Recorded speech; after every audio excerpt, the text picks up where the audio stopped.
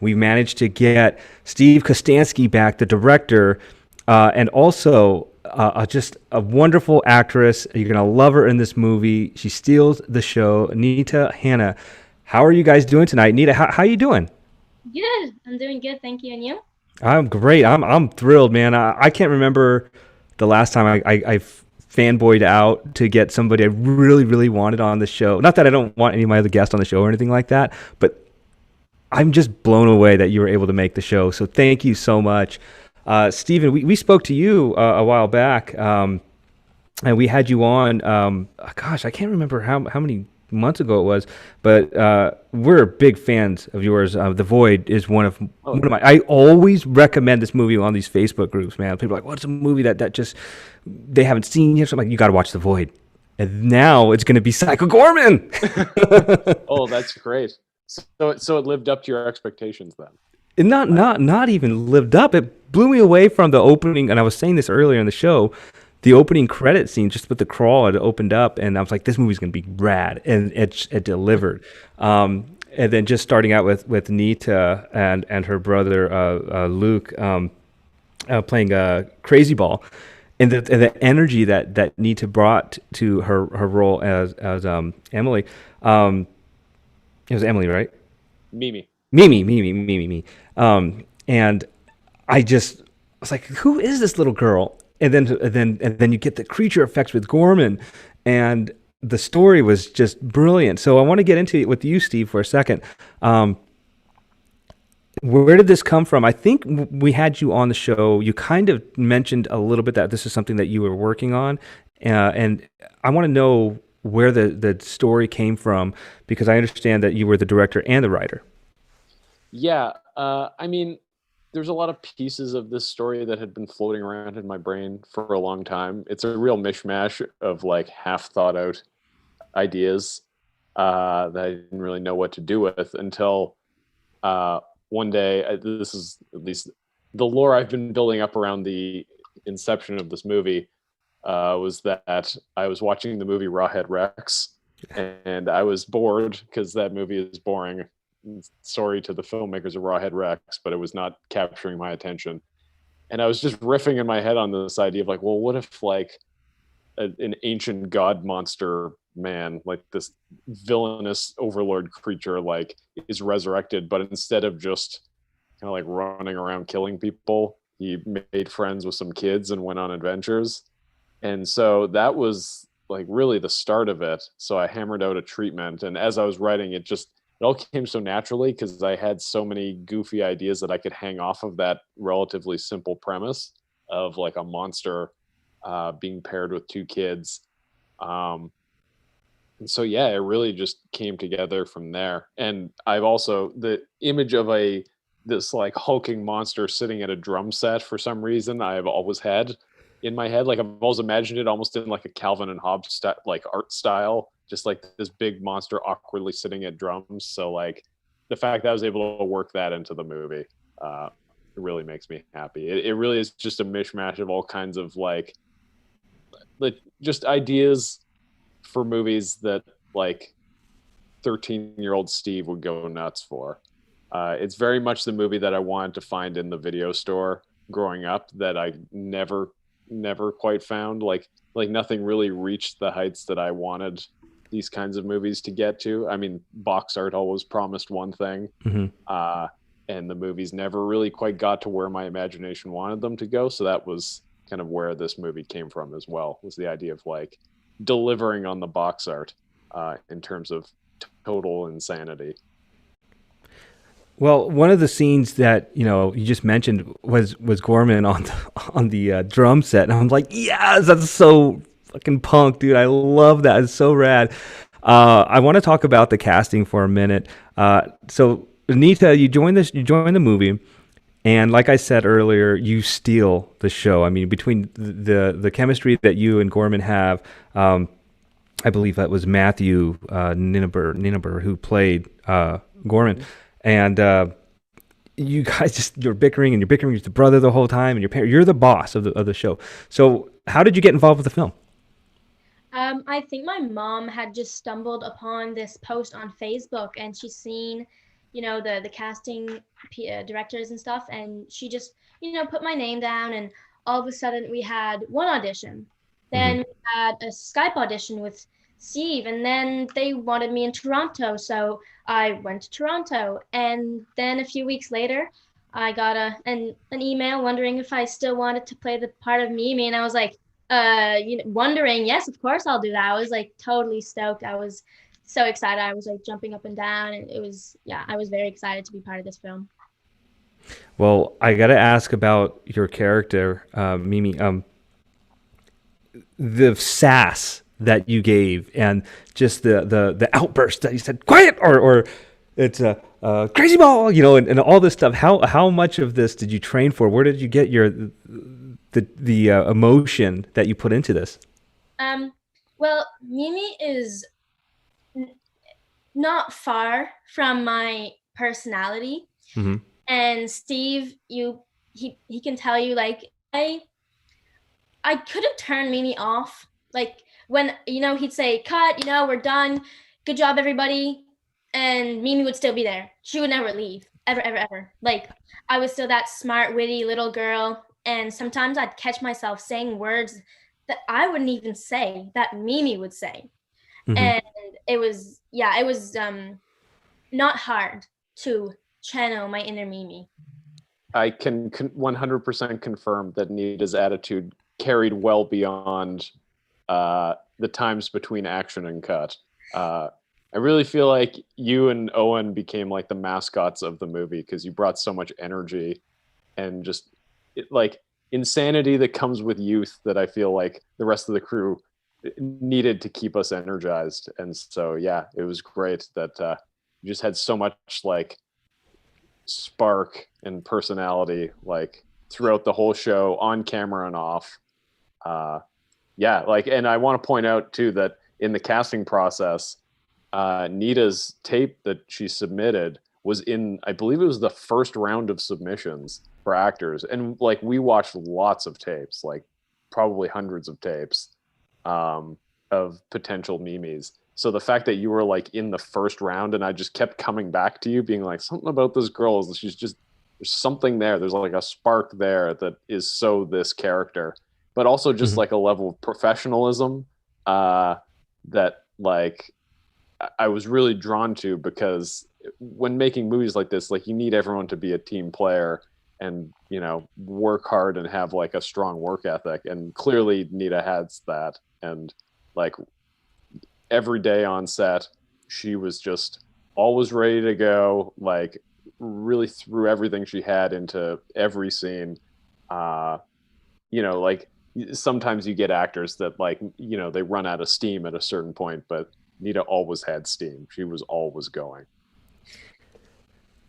So, Steve, I'm watching the movie, and there's a scene where it's like a tribunal of all the characters, the intergalactic characters, and they're talking about what they're going to do about Gorman here. And even Gorman himself, I've got a lot of, how do I say, it's like I took a trip back to the 90s, and I'm watching the Guyver or something like Ultraman, or even Mighty Morphin Power Rangers, these characters.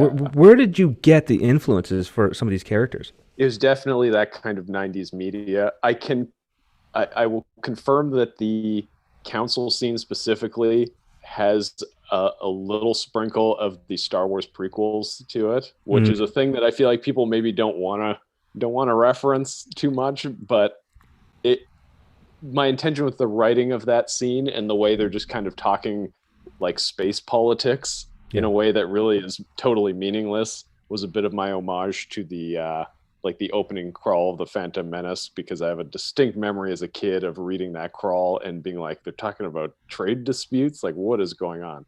So there's definitely some Star Wars prequels sprinkled throughout this movie, but things like Guyver were a huge influence on me as a kid. I grew up on Power Rangers, of course. Like I remember going to see the movie in theaters and being so excited for it. Just all that kind of media, and especially stuff, anything that kind of crossed like kind of different forms, like anything that was like a toy line that became a movie, or a movie became a toy line, or a video game that became a movie. Like the Mortal Kombat movie is a big influence on me as well. Anything where it feels like one thing is being translated to something else is always an influence on me, and especially with the characters in PG. Like I wanted everything to feel like it was either like pulled from a video game or a toy line or a comic book and visualized on the screen. So that was a big influence. Well, and it's what grasped me because I'm a big Star Wars fan. I love the sci-fi. Obviously, I love horror, and when you get to marry those combinations together, and then with the comedic side of the movie and the sassiness, even the music was killer. I loved it. So I gotta go back to Nita for a second, and I'm gonna pass it on. Nita, just a quick couple questions here. You're on the set, and you see Gorman come out in costume or the other costume. Did you ever like, oh, that's scary, or what was your reaction when you saw this? Well, my first day on set, I was actually working with Matt PG, and I remember being like, he looks so real. Like he looks so real. Like even like his eyes and his teeth and his mouth. I remember they'd put like this goo in his mouth, this black goo, and so every time he'd talk, he'd like spit on you, and he'd be like, "Yes, continue. Yep, continue. Yeah, wait, what'd you say?" And even like there's a brain in the film. Amazing. The details on it in person when you really look at it. Even the PG veins, you can see every single detail that Steve worked so very hard on. It definitely paid off. They're spectacular. Before I pass it on, one more thing. Speak about the music, and you're in a band. And do you sing? Do you perform naturally, or was that you singing? I've been performing since I was like, I think I was around 5. I do a lot of musical theater.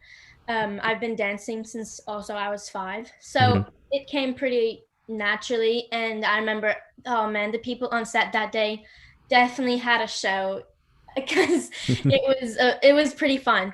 I was full of energy, well, as per every other day, but I remember being like, I get to sing and dance too and act, like my 3 top favorites, and yeah, no, it was very fun, and I have been doing this for a few years now, so yeah. All right. Well, listen, I'm going to pass you on over to Muse. I'm sure she's got great questions for you. I'll come back around in a bit. All right. Hi, guys. Hi, Steven. Hi, Nita. Hi. So I'm going to start out, and both of these, there's going to be questions that both of you can answer, and you guys can kind of decide who's going to kind of chime in when they chime in. But I know, I don't know, I know you don't want to give any spoilers away and things like that. But I wanted to ask you if there's any way you can answer this question. What was the most challenging scene for you to film? And I was going to ask Nita, what was her most challenging scene as well? Yeah, Nita, you go first. I want to hear what you have to say about that. So throughout the film, I was a very energetic, like I didn't really have to channel too much emotion. But there's this one scene where I get emotional with my father. And I say emotional because it's not really emotional for the reason that we're talking and the talk that my dad is giving me. But it was actually pretty difficult flipping the switch just for a second to not be so energetic and sassy and to be more, like calm down and be sincere. So that one scene with my father that you guys probably know what I'm talking about if you've seen the movie, that was probably the hardest one to film. All right. That's a great scene. I'm not going to ruin anything, but I loved it. All right. What about you, Steven? I mean, not so much a scene as just a location, but the backyard that we shot in at our producer Jesse's house, who generously let us film in and around his home and use it as a production office. So all the stuff with Crazy Ball, the kids playing in the backyard, there's a bunch of really big important scenes that take place in that backyard. And, on paper, you think, oh, we're just in somebody's backyard. That's like so low impact. What could possibly go wrong? But due to some weather issues. Like it was pouring rain for quite a few days. That backyard became a mud pit really quickly, like to an unreasonable degree where you would step in the mud and then try to take another step and it would just pull your boot off. And so everything just ground to a halt because we're trying to navigate this like sludge that we have to move through. And on the page, I had written it as being like, feeling a little more like ET, this kind of like sunny, idyllic location. Weather's nice, like kids outside playing in the backyard, like not feeling like this muddy, like Saving Private Ryan world that it ended up being. So it was a huge challenge, just logistically working around that, but also having to shift the look of the movie because now suddenly everybody's, in rain boots and covered in mud, trying to navigate this space. So yeah, for me, that was one of the most difficult parts. I mean, there was a lot of difficult, complicated scenes on it, but for me, it's always things like that where it's like, seems like it should be simple, but ends up becoming a super frustrating time suck. Those are the things that drive me the most nuts. So shooting in that backyard was the toughest for me. Yeah, battling the elements, not fun at all. But you mentioned Crazy Ball, so I have to kind of follow up for that. Crazy Ball, where did this idea come from for Crazy? Was this a game you played as a kid? Because I loved it. The rules, I love the way that Mimi broke down the rules. And where did this come from, the idea of Crazy Ball?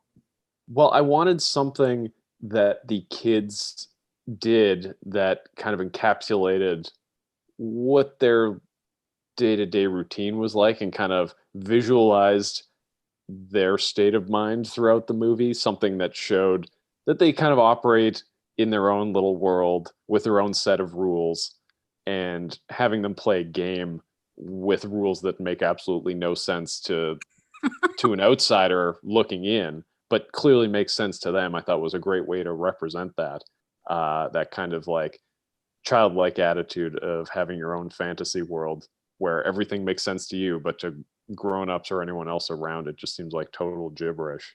And it's definitely inspired a little bit by Calvin Ball from Calvin and Hobbes, which is my favorite comic strip. I love that comic. I grew up reading it.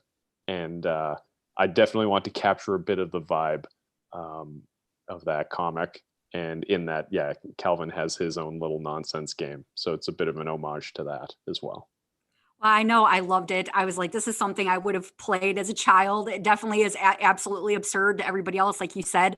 But you would have lost, Muse. You would have lost. Oh yeah, I would love to go back and try that. But I was always the kid that was like adding the rules as we go along. Like, okay, but we're gonna do this too, and everybody's like, wait a minute, this is not what you said. So I loved that. I kind of felt like it was such a throwback, and it reminded me of when I was a kid. I used to get out there and just get crazy with my friends and stuff. Speaking of favorite scenes, what scene, I'm going to start with Nita. What scene did you have the most fun filming? We talked about the most difficult, but what scene did you have the most fun with during filming of Psycho Goreman? That is a very hard question because every scene was like so much fun. Personally, I think my favorite scene to film is my favorite is the one with my I'm trying to word this out so that's not too much, but there's a scene where me and Luke are fighting, and I find like it was so much fun to film and to act out, because throughout this entire film, the one thing that I wanted to do sometimes is beat Owen up so bad that it's even funny. We would, like, the first day we were together, it was like brother and sister. There was no question about it, on and off set.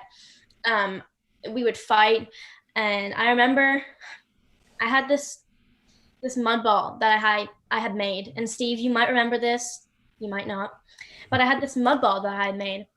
And all of a sudden, I picked up my mud ball, and he grabs it from my hands and he throws it in the mud and steps on it. He steps on my mud ball. Yep. And so I had been waiting for the scene where I could beat him up since that day. And it was a lot of fun to do because we got to do like some easy stunts, but it was very fun. I love I that. do remember that you got to the fight was happening in the background of other scenes, and so we had you were just doing that kind of loop, that action loop where you'd push each other back and forth and then fall on the mat and get up. And so it really seemed like you were having a good time just doing this punchy kicky loop of stunts over and over and over again. I feel like most people would be bored of it, but you guys seemed right into it. Now I know why. Because you want to beat up Owen.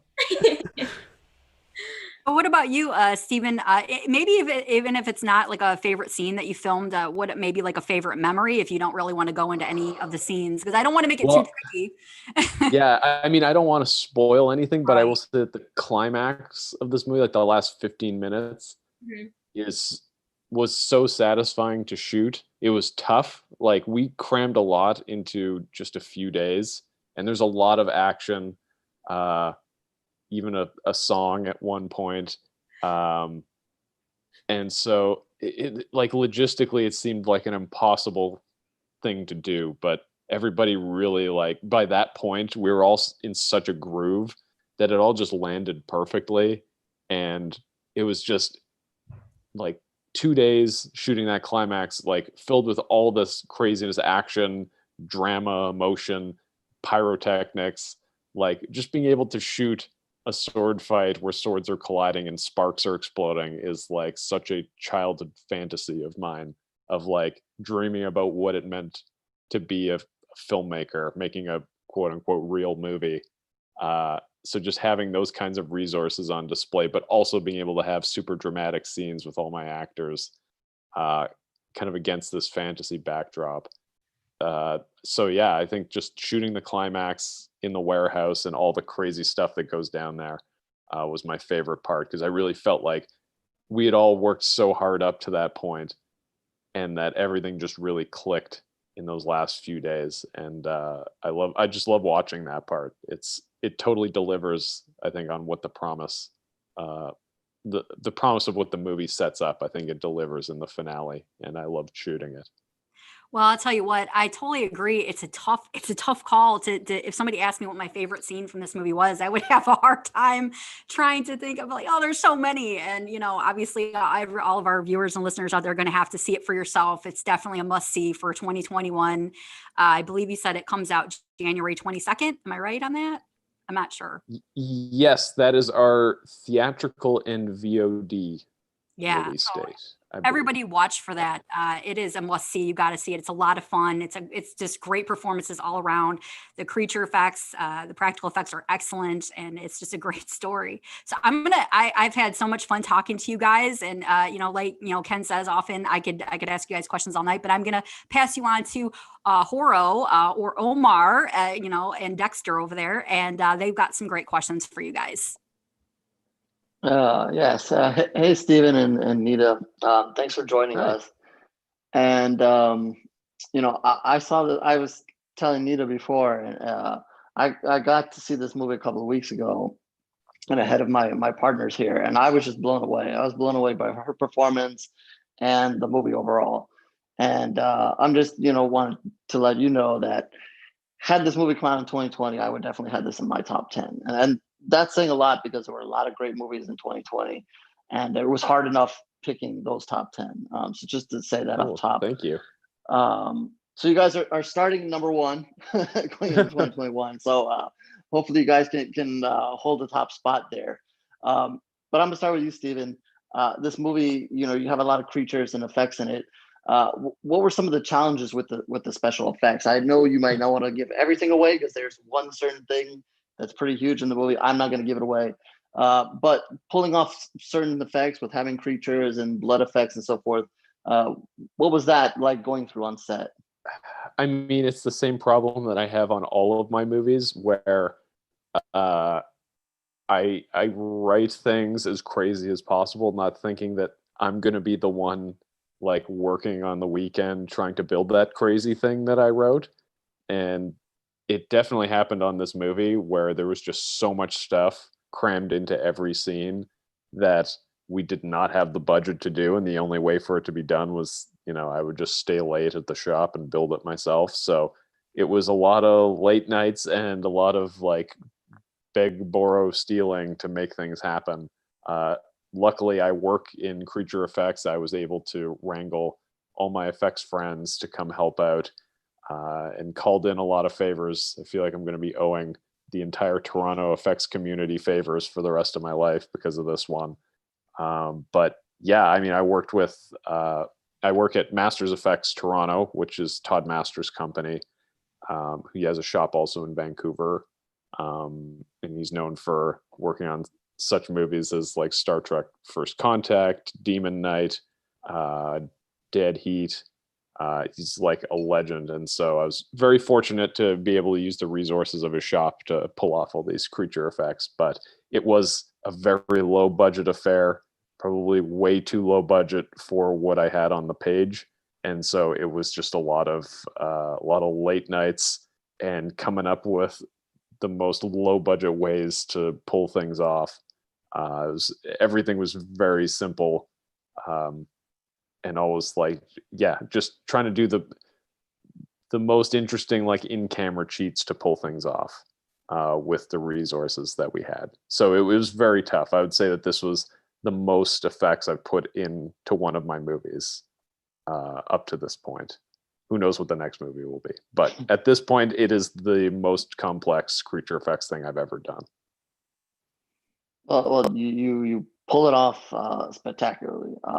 Everything you did was really great, and lots of fun. We're all fans here of practical effects and lots of blood and guts, and you certainly gave us a lot of great moments in the film as far as that's concerned.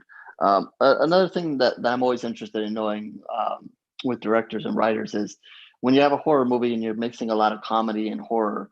Did that kind of come naturally, or was that a struggle? Did you kind of feel, oh, I got to get in some comedy here or some horror over here, or did it just kind of all naturally come out?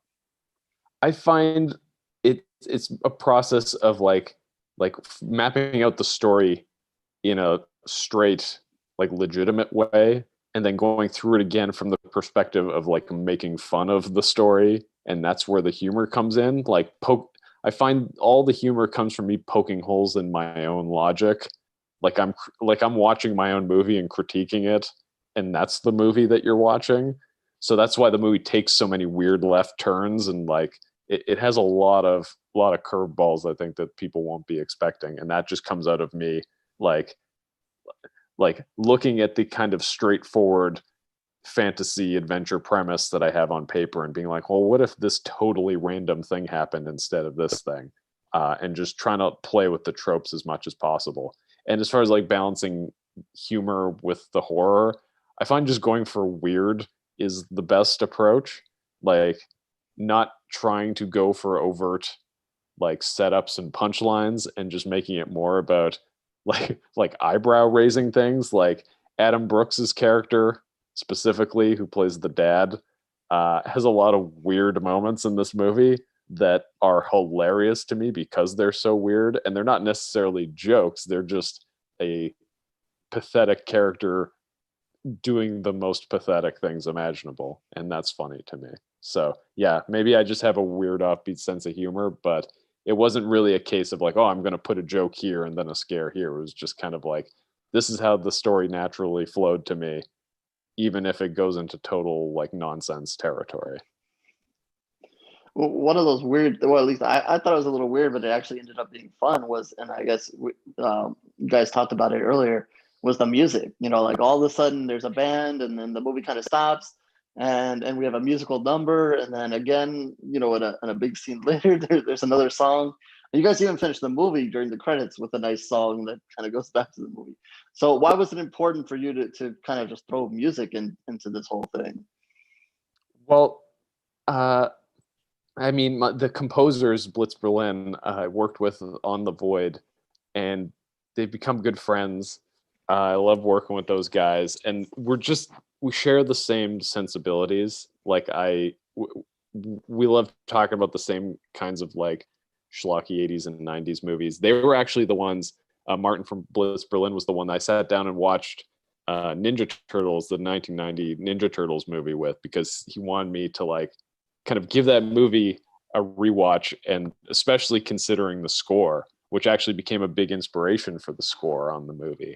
I do feel like music is a super important part of any movie, and I feel like that's where a lot of the personality comes from. And so I knew that Blitzberlin got that. Like they got that, like the type of music that this movie needed, where it needs to be kind of like rock anthem type stuff with a little bit of synth, like not going full 80s synth, really doing more like late 80s, early 90s kind of cinematic rock, I guess. Like one of the initial inspirations I gave them was the Highlander soundtrack.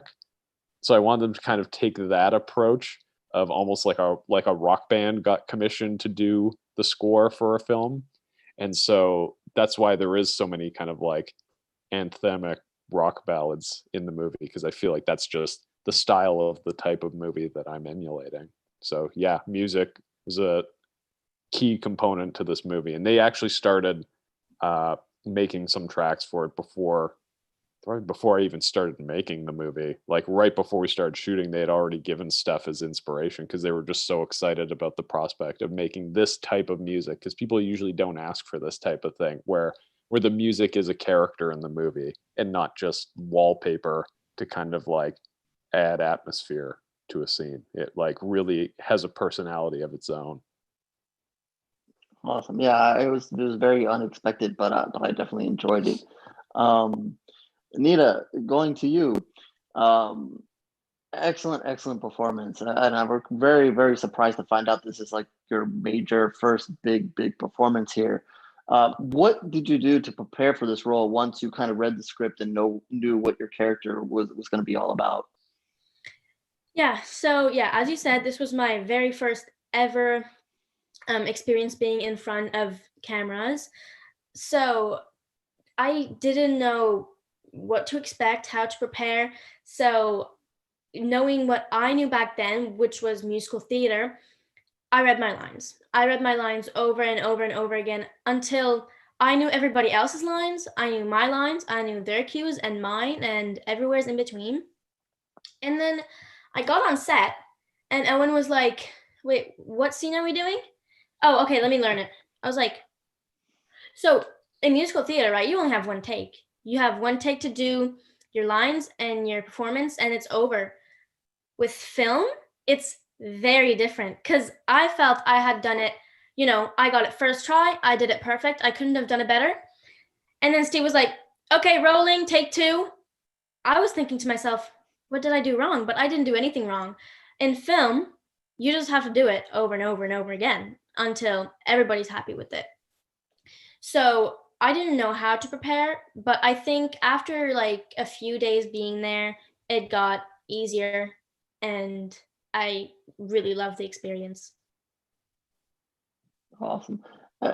Definitely a change for you, and hopefully you get used to it, because after this movie, I'm sure they're going to get a lot of more phone calls. You mentioned mixing with your brother on set, the young gentleman who plays your brother. What about mixing with some of the other castmates, like the mother, the father, and of course Gorman? How long did it kind of take to mix in with them both on and off set? Everything came really naturally, including the cast. The cast, really, you become a true family after even a few weeks being there. But for Matt, it was very easy. I was with him 90% of the time. He has kids of his own, so he knew how to deal with me, to say, because as Steve said, I was always full of energy, and sometimes it can become a little notch when you're in this huge hot suit and the only thing you want to do is get this latex stuff off your face and go to bed. But he's such a sweetheart. I mean, he was super nice with me and Owen, and same thing with my dad and my mother. They were, awesome to work with. They were super nice, and I couldn't ask for a better cast and crew. No. One of the things I also liked about your performance is not only how you delivered just the lines, but also like your reactions to certain things, or how quickly your character kind of changed on a dime. Like you could be smiling at something in one moment and all of a sudden no, and then kind of flip your attitude and not like it, or not like something and then like it really quickly. Kind of talk about that and pulling that off. Was that easy or hard, or how much thought you had to go into that? I think my favorite part of this character is that I could make pretty much whatever I wanted out of it. It wasn't a character that I had to watch a few movies to understand, or I could really build Mimi off me and whatever Steve said. So I think just the aspect of Mimi and her switches and all of this, I think after a while it just became really, really natural, and I was doing it in my everyday life for almost like 2-3 weeks after I got home. I was still like in the Mimi phase. It's like when you come home from a vacation and the only thing you want to do is go on the beach. The only thing I wanted to do when I got home was talk to Owen, and I just wanted to be on set so bad, and I couldn't wait to watch the movie, and it was very emotional leaving that last day for sure. And one last question is did you kind of like being able to tell everybody? Your character basically tells everybody what to do. I don't know how your family life is, if you get to do that at home, but how enjoyable is that on set to be a young lady and basically tell everybody, hey, you're following me, or you're going to do what I say, and that's it. Yeah, it was fun. I remember one day I was with PA, and yeah, everybody have these little mics, and he goes on the mics as a complete joke. Hey everybody, no, Nita just told me she wants no eye contact for the rest of the day. Nobody make eye contact with her. And at this point, we were filming somewheres where we had to go walk somewheres. You can probably guess where this location is. And I got there and nobody was looking at me. Nobody was looking at me. And I was like, what? Like, hi? Like, is nobody, like, I was used to getting all this attention and I was being ignored. And Luke Owen goes to me and he's like, yeah, Brandon kind of told everybody that you didn't want anybody to make contact with you. And I think they thought he was serious. Like, that's how much, I don't want to say how much they listened to me, but they listened to me pretty well, including Steve. I still think Steve was a little bit scared of me sometimes. Yeah, okay. Sure. You definitely, Nita, you definitely commanded that set. I will give you that. When you were on set, everybody obeyed. There was no question about that. Yeah. Oh, that's a great story, great story. So I thank you guys, and thank you again for the movie and your time, and I'm going to pass it on to Chris. All right, boy, they took all my questions, but I saved a couple of really good ones, which I knew they weren't going to take. Getting off horror for a little bit, Nita. I have a daughter that just graduated. She's a theater major, and her passion is musical theater. As I look at you, I see the lead for Annie Get Your Gun or Mary Poppins. As far as musical theater go, what are your ideal roles that you would like to do? I had auditioned for a few roles in musical theater. I mostly started in musical theater and built up to like acting, even talking with some record labels. But I think my favorite musical to watch, I'd watch it all the time with my aunt, is Annie. I'd love to be Annie. Unfortunately, I don't look like Annie at all. But you can still dream. And I actually have auditioned for a musical theater role for Annie, and the girl was like, she had reached out to me and was like, you're very good. I really like your audition. You just don't look like Annie. And I was like, yeah, I get that. But you should have asked Steve to do his creature effects on you and make you look just like Annie. I know. Yeah, anything's possible. Anything's possible. That's true. Especially seeing this film, you can, some things we thought we couldn't pull off, and I mean, with the crew and everybody, we managed to do it really well, I found. But yeah. Very good. Yeah, I could tell right away you were a singer, you're an actress, and you're a dancer. I guess they call that the triple threat. And looks like you got it. I think Ken's right. Watching the rest of your career from afar is going to be quite fascinating. We look forward to that. Thank you. Steve, it's easy to look at this movie as a creature movie, a creature effects movie, the great warlord who's bent on destroying good wherever it exists.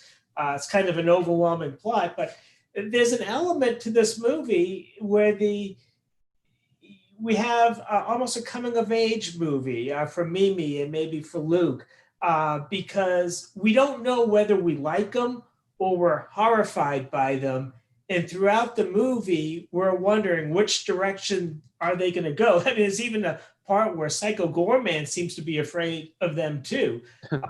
And so it's almost like the stories about Mimi and Luke a little bit. The kids are, because these aren't kids who play video games. These aren't kids who watch TV all day. These are kids who are outside till after sunset with their getting their fingernails dirty and getting a lot of exercise, and they're earning a good night's sleep. And we like that. And then you throw in the horrific element, and then you throw in the horror character, and he's kind of a little intimidated by them too. And it's almost, I don't know, am I way out there to suggest this is perhaps a coming of age film? Yeah, I mean, the whole idea was combining the like kids adventure film with like a dark horror sci-fi fantasy film, and kind of seeing the different juxtapositions I could get out of merging those genres. But yeah, it definitely works as a coming of age film. I mean, a big thing for me when writing it was trying to draw as many parallels between Mimi's character and PG's character, and kind of having them grow in similar ways throughout the story. Because really, when you take a step back, it's like they're both very similar. They're both totally in their own heads about who they are and what their place is in the universe. And, PG thinks he's the warlord of the universe and he's going to conquer everything and crush all the light in the universe. And Mimi thinks she's the overlord of, her suburban neighborhood, and she can boss everyone around. And I think the movie, it's like both of them coming to terms with really like not being that and maybe appreciating the other people around them a little bit more. So yeah, having that bit of growth, that parallel growth between the two characters was really important to me. So yeah, I think you could say there's a bit of a coming of age story there, both for the ancient galactic warlord and the little girl. There's so much more to ask, but I don't want to get into spoilers with another week or two before the movie comes out. But nice job, and it was a thrill talking to both of you, and I'm going to hand it back to Ken. Thank you.